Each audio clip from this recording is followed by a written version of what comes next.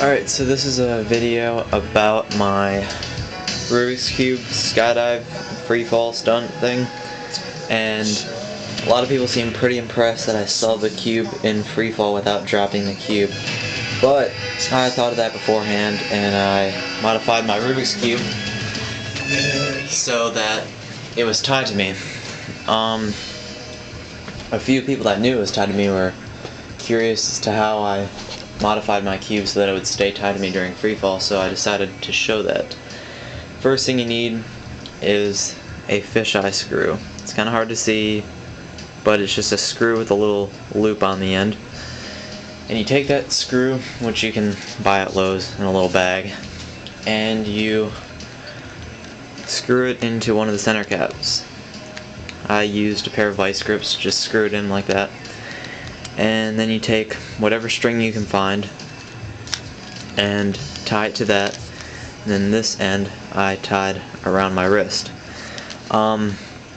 This actually wasn't the first modification I had for this cube. When I went to go skydive that day, I showed up at the place and the guy didn't think the first one I had was very safe.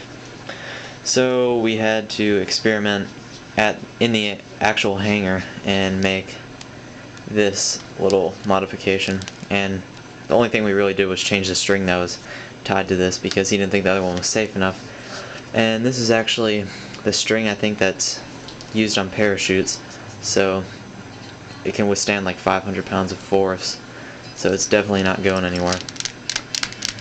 But yeah, that's about it. And this is the actual cube I solved in freefall. Hasn't been turned since, and don't really plan on it. Other than that, it's pretty simple, but there is another cool thing I'd like to show you. Earlier this week at my university, University of Alabama, I was featured on the front page of the school newspaper. Thought it was kind of cool. Big old picture of me and a story inside and a little bit on the front page. But yeah, that's it. If you have any questions, just leave a comment.